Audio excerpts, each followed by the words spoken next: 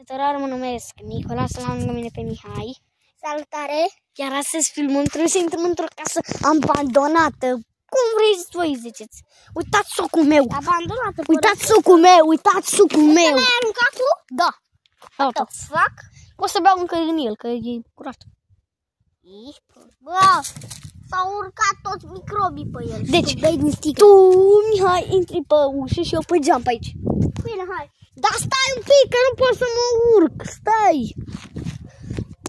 Scuzați-mă că vedeți așa, dar n-a pot.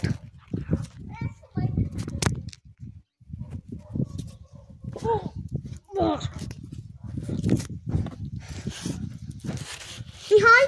Da! Ia tu telefonul! Să-l iau? Stai că trebuie să intru pe geam. Uitați-mă!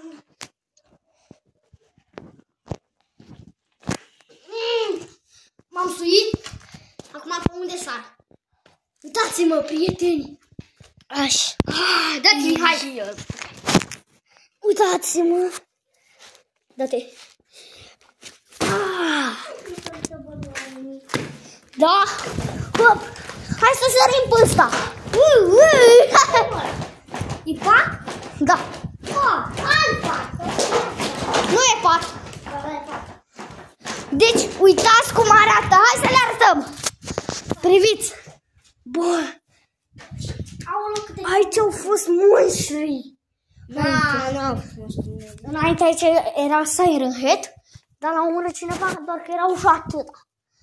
Bă, hai să aruncăm sticla asta acolo! Nu vorbești, bă, că s-a Există doar în Africa. Prieteni, vreți să aruncăm sticla asta de bere sus acolo? Hai, dă-te, Mihai! Oh! Mă mir cum a rezistat! Mai alta! Uite, dă-te cu arunc. Hai să aruncăm acolo. Mă arunc în perete. Hai să aruncăm și pe asta.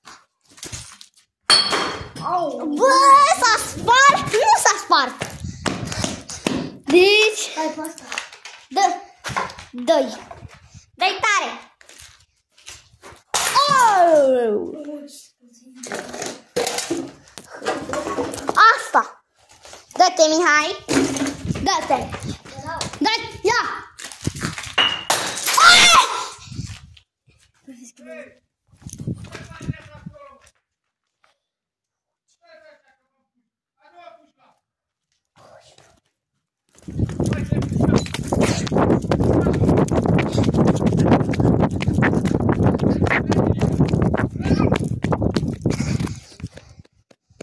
Taci! Vino!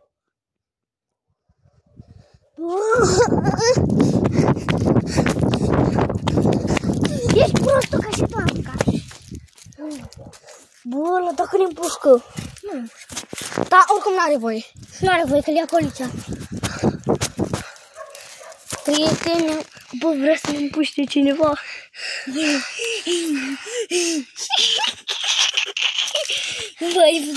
Bă, noi nu sar în bicicletele acolo. Hai, pici! Pici să o luăm. Hai, pici, uite-mă! Uite-mă!